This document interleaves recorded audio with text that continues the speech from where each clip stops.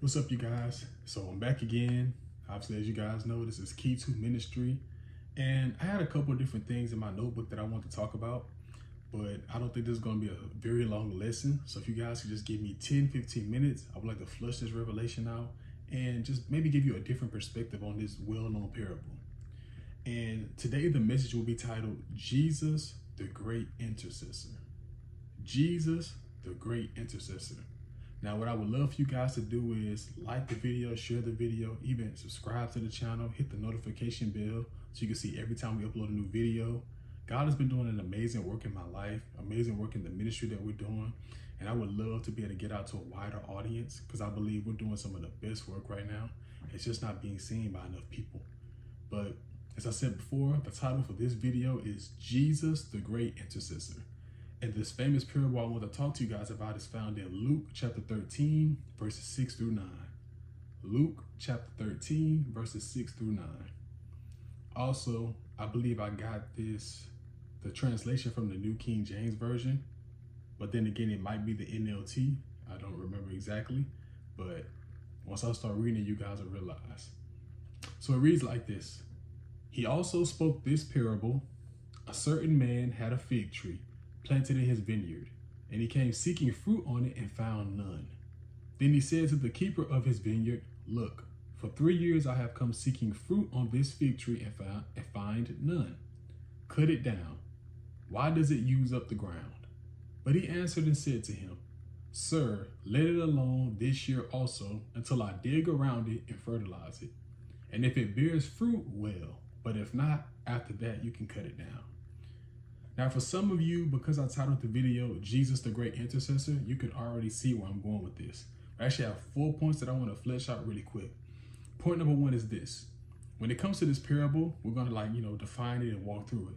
So it says, a certain man had a fig tree planted in his vineyard, and he came seeking fruit on it and found none.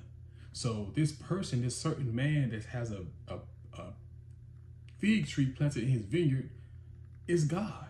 So God is planting this fig tree in his vineyard, and I believe, that the fig tree is actually symbolic of the believer. So I believe once a person comes to Christ, he become a believer, they become filled with the Holy Spirit, they're sent to produce fruit. God is preparing good works that we should walk in, and he's preparing fruits for us to produce through the work of the Holy Spirit. So that's number one. So every believer has a calling to produce fruit and to do certain works, or to achieve their purpose, right? Point number two is this.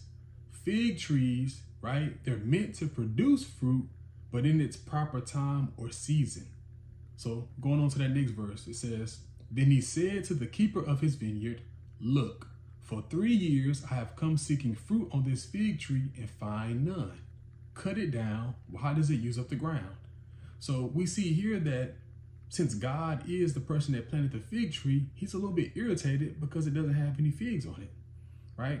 This may even remind you of a story that I believe it's in a different gospel where Jesus and his disciples were walking towards a fig tree expecting it to have fruit on it because it was a time for figs to grow.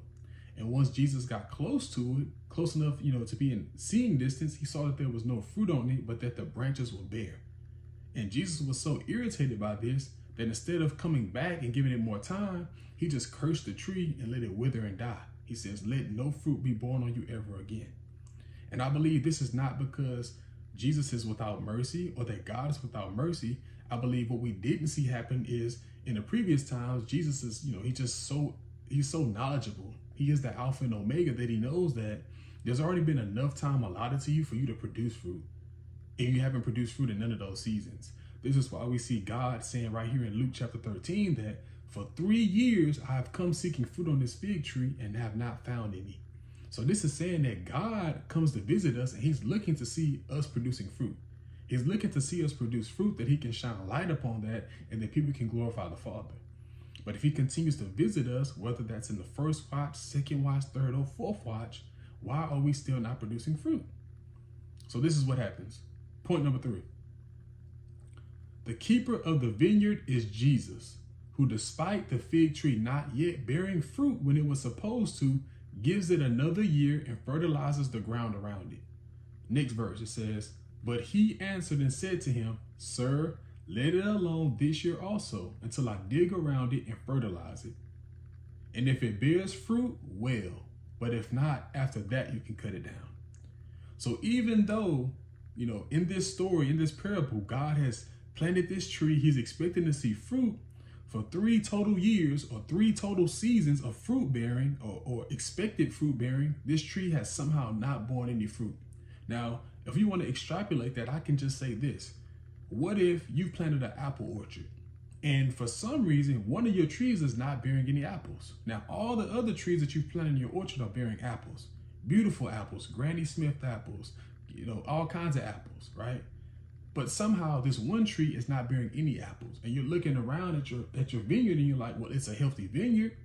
Every other tree is producing fruit. Why is this one not? So cut it down because it's using up space in the ground. I could plant a tree that's going to produce apples if this one is not going to, right? So that's one way to look at this. But then he speaks to the keeper of the vineyard. He speaks to the person that's within the vineyard. So even though there's rows of trees of apples, there's a person that keeps these trees and makes sure it produces fruit. And he comes up and he says to him, he says, sir, let it alone this year also until I dig around it and fertilize it. So basically, this keeper of the vineyard is saying, give it 1 more year. I know it's been 3 years. Give it 1 more year. I know it's been 3 quarters and the team still hasn't come back. Give it 1 more quarter. I know you're still down 4 runs, but it's the bottom of the ninth. Give them 1 more chance. They just might hit a home run. You never know. Don't give up yet. Don't give up yet. Give it 1 more year. He says, let me do all I can. Let me dig around the tree and fertilize the ground. Let me make absolutely sure that the ground that it's currently set in is conducive to it growing and bearing fruit. Let me make sure I'm doing all I can to make sure it bears fruit. And that's exactly the work that Jesus does in our lives. When he comes and visits us and he sees that we're not bearing fruit, first he's going to inspect the tree and say, okay, what's going on with the tree? Now, if Jesus knows you're not in sin, you're not doing wrong, you don't have any open doors for the enemy, then okay, what is going on that you're not producing fruit? So then after he checks the tree and it comes back good, he has to check the ground. Well, what is the ground that the tree is planted in? Or what is the job that you're working? What is going on in the marriage?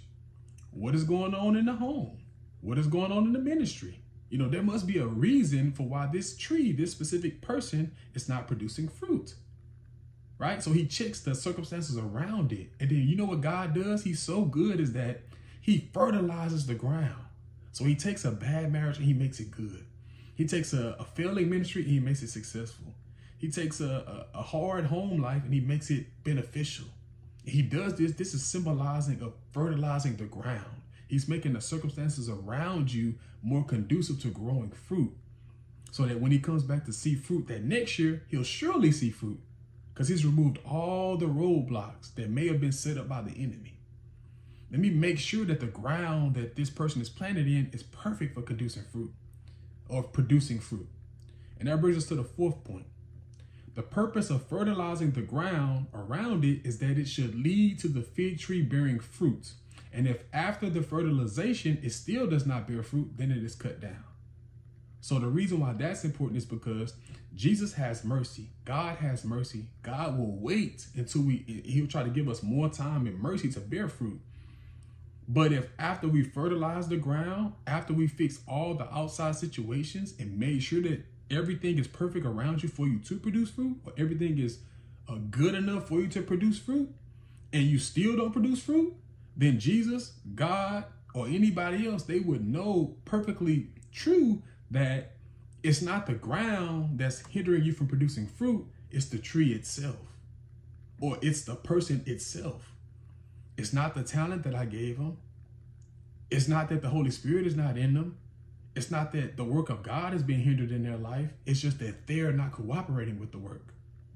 They're not using this beneficial soil to produce fruit because of something else. Could be laziness. It could be lack of faith. It could be fear. It could be anything. But see, this is showing us that Jesus is our great intercessor, because even though for 3 seasons we have not produced fruit, he gives us more time.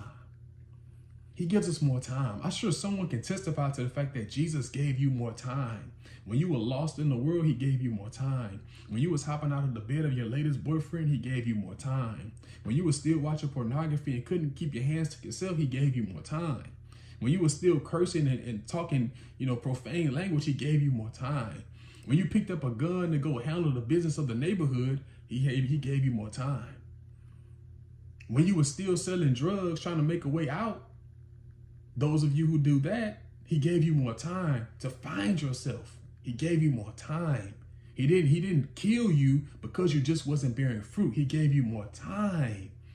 And don't get caught up in the numbers of 3 years and 4 years. Just realize what we're saying. There are seasons of life that have passed by. It could have been 10 years. It could have been 40 years. It could have been 100 years. You have not borne any fruit, but God is not giving up on you. He's giving you more time because he wants to make absolutely sure I've done all I can to help you produce fruit. And once I've done all I can, then it's clearly your fault. And that means that you don't want to produce fruit, which is basically us saying we don't want to be in God's presence. We would rather not be filled with the Spirit, but be filled with other things. And because of that, the tree will eventually be cut down and cast into the fire, the lake of fire, which is hell. Because we chose to say that, God, we don't want that. Even though you've made my situation very tenable, I still don't want to produce fruit in it because I'm just lazy, fearful, or something else. But I just wanted to show you guys this story and break it down in a different way because it just when I read it this next time, it spoke to me.